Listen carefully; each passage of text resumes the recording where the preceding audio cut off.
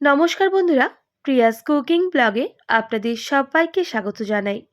বন্ধুরা, আজকে আমি সম্পূর্ণ নিরামিষ পটলের একটি দারুণ স্বাদের রেসিপি আপনাদের সঙ্গে শেয়ার করব।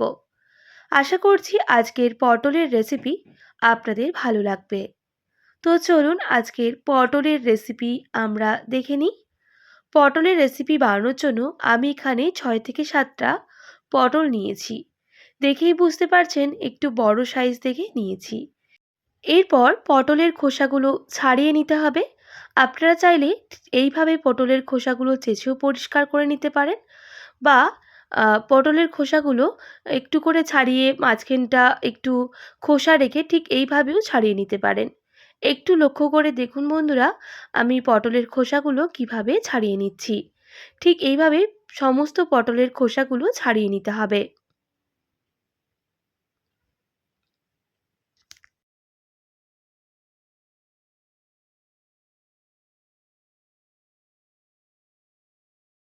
সমস্ত পটলের খোসা ছাড়িয়ে নিয়েছি। এরপর আগাগোড়া পটলের বাদ দিয়ে দিতে হবে, আর ঠিক এইভাবে কেটে নিতে হবে। যেহেতু আজকে গোটা পটলের রেসিপি বানাবো, তাই এইভাবে কেটে নিচ্ছি। মশলাগুলো খুব ভালোভাবে ভেতরে ঢুকবে। একটু লক্ষ্য করে দেখুন আমি কিভাবে কেটে নিচ্ছি। পটলগুলো একদম কাটা হয়ে যাবে না, ঠিক এইভাবে কেটে নিতে হবে। তাহলে মশলা কষানোর সময় ভেতরে পটলের মশলাগুলোও ঢুকবে, খেতে ভালো লাগবে। পটলগুলো কেটে নিয়েছি। এবার স্বাদ মতো লবণ দিয়ে খুব ভালো করে হাত দিয়ে মেখে নিতে হবে।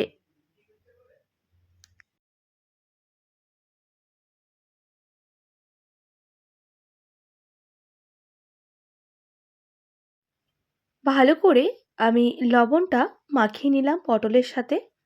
এরপর আমি রেস্টে রেখে দেব প্রায় 5 মিনিট মতো।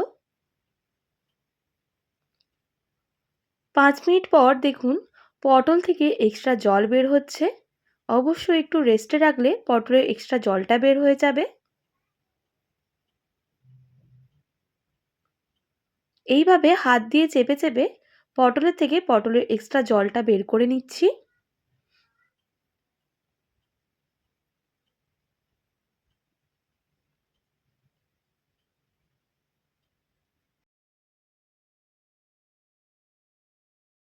এরপর আমি কড়াই বসিয়ে দেব, আর কড়াইটা খুব ভালো করে গরম করে নেব। গরম হয়ে গেলে দিয়ে দেব পর্যাপ্ত পরিমাপ সর্ষের তেল। আর তেল খুব ভালো করে গরম করে নিতে হবে। আর আমি কড়াইয়ের চারিদিকে তেলটা একটু ছড়িয়ে নিচ্ছি।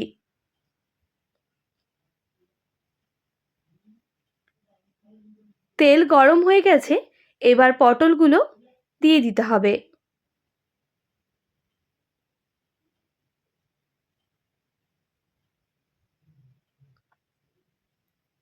দেওয়ার পর আমি একটু নাড়াচাড়া করে নিচ্ছি।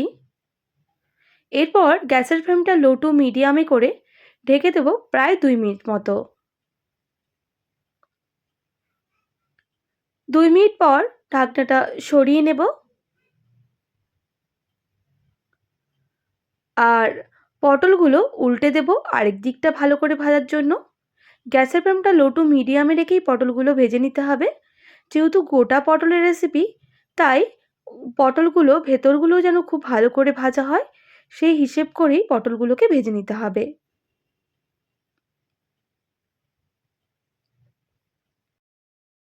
আরেক দিকটা উল্টে দিয়ে আমি আবারও ঢেকে দেব 2 মিনিটের জন্য। 2 মিনিট পর ঢাকনাটা সরিয়ে নিতে হবে। আবারও আমি উল্টে পাল্টে পটলগুলো নাড়াচাড়া করে নেব।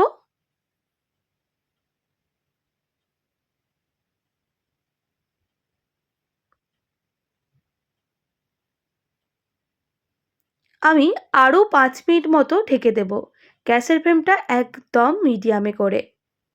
5 মিনিট পর ঢাকনাটা সরিয়ে নেব। দেখুন পটলগুলো কিন্তু ভাজা হয়ে এসেছে। গ্যাসের ফ্লেমটা হাই করে তেল ঝরিয়ে নামিয়ে নিতে হবে।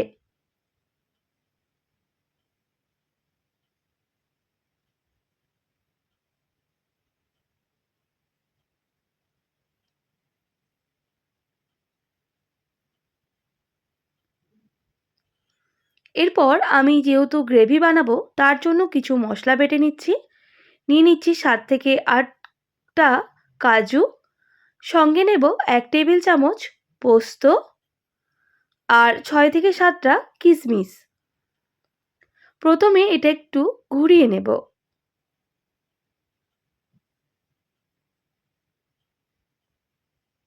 বন্ধুরা, একবার ঘুরিয়ে নিয়েছি। এরপর এর মধ্যে দিয়ে দেব 3 টেবিল চামচ টক দই।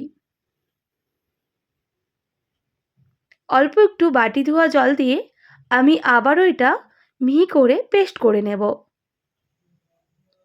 দেখুন, পেস্ট করে নিয়েছি। এটা আমি একটা পাত্রের মধ্যে ঢেলে রাখবো। আর ওই পাত্রের মধ্যে দিয়ে দেব একটা মিডিয়াম সাইজের টমেটো কুচি আর ঝালের জন্য একটা কাঁচা লঙ্কা। আপনারা অবশ্যই ঝালটা কম বেশি করে নেবেন। আমাদের খুব বেশি ঝাল খাই না, তার অল্পই লঙ্কা ব্যবহার করলাম। দেখুন, টমেটো পেস্ট করে নিয়েছি। এরপর ওই বাকি তেলটায় দিয়ে দিচ্ছি 2টো এলাচ, সামান্য দারুচিনি, একটা তেজপাতা। গোটা মশলাগুলো খুব ভালো করে ভেজে নিতে হবে। গোটা মশলা থেকে খুব সুন্দর একটা গন্ধ বের হলে আমি দিয়ে দেব সামান্য পরিমাপ ফোড়ন। আবারও ফোড়ন দেওয়ার পর একটু ভেজে নিচ্ছি যাতে খুব সুন্দর একটা মিষ্টি গন্ধ বের হয়। দেখুন, গোটা মশলাগুলো ভেজে নিয়েছি। এবার দিয়ে দেব গ্রেট করে রাখা আদা। ওই তেলের সাথে আদাগুলো খুব ভালো করে ভেজে নিতে হবে।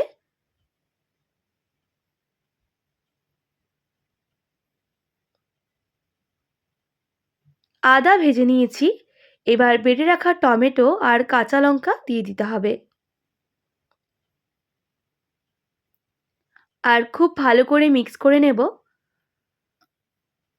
আর সঙ্গে গ্যাসের ফ্লেমটা লো টু মিডিয়ামে করে আমি মশলা 1 থেকে 1.5 মিনিট মতো কষিয়ে নেব।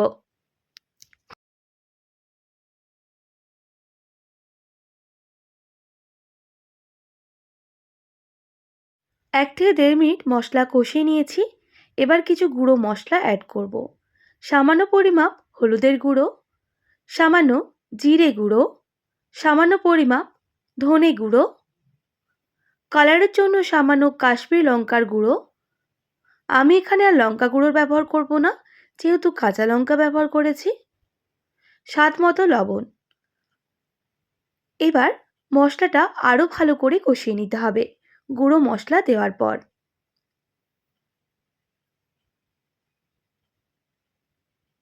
তাই গ্যাসের ফ্লেমটা লো টু মিডিয়াম করেই আমি মশলাটা বেশ কিছুক্ষণ কষাতে থাকবো।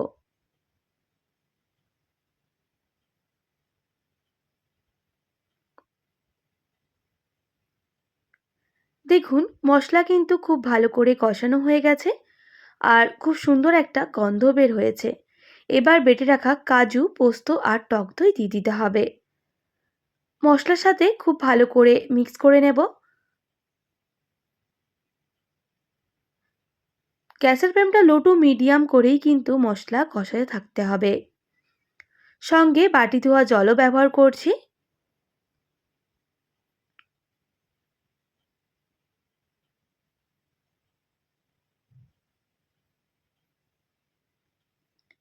প্রায় 1 থেকে 1.5 মিনিট আমি গ্যাসের ফ্লেমটা লো টু মিডিয়ামে করে মশলা কষিয়ে নিয়েছি। দেখুন বন্ধুরা, মশলা থেকে তেল ছাড়া শুরু করে দিয়েছে। দেখেই বুঝতে পারছেন, ঠিক এইভাবেই করেই মশলা কষিয়ে নিতে হবে।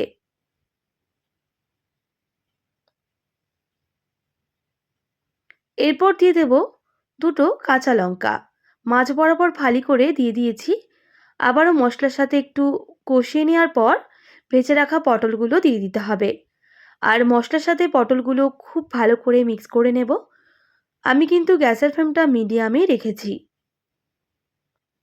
এবার দিয়ে দেব পর্যাপ্ত পরিমাপ উষ্ণ গরম জল। গরম জল ব্যবহার করলে যে কোনো রান্নায় স্বাদ কিন্তু দুর্দান্ত হয়।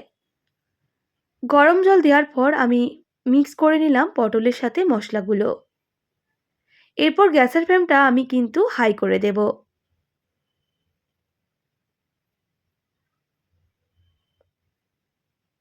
যেহেতু আমি গরম জল ব্যবহার করেছি, তাই খুব তাড়াতাড়ি ফুটে এসেছে।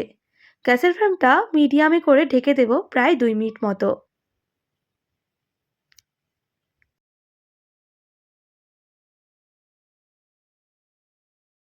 দুই মিনিট পর আমি ঢাকাটা সরিয়ে নিচ্ছি আর নাড়াচাড়া করে নিচ্ছি, না হলে কিন্তু তলার দিকটা বসে যাবে। তাই অবশ্যই মাঝে মাঝে ঢাকনা খুলে নাড়াচাড়া করে নিতে হবে। আরও একটু মশলার সাথে পটলটা রান্না হবে, তাই আরও 1 মিনিট মতো ঢেকে রেখে দেব। 1 মিনিট পর ঢাকনাটা সরিয়ে নেব আর গ্যাসের ফ্লেমটা হাই করে দেব। খুব ভালো করে মিক্স করে নেব যাতে জলটা খুব তাড়াতাড়ি শুকনো হয়ে যায়। তাই গ্যাসের ফ্লেমটা হাই করে রান্না করে নিতে হবে।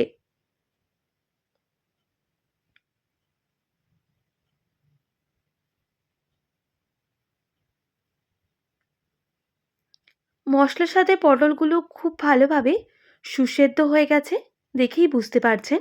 এবার দিয়ে দেব সামান্য পরিমাপ গরম মশলার গুঁড়ো আর স্বাদটা ব্যালেন্স করার জন্য সামান্য পরিমাপ চিনি, যেহেতু আমি এখানে টমেটো আর টক দই দুটোই ব্যবহার করেছি। আবারও ভালো করে মিক্স করে নিতে হবে আর বেশ কিছুক্ষণ এইভাবেই রান্না করে নেব। দেখুন, পটলের জল একেবারেই শুকনো হয়ে এসেছে, দেখেই বুঝতে পারছেন, আর তেল ছাড়াও শুরু করে দিয়েছে।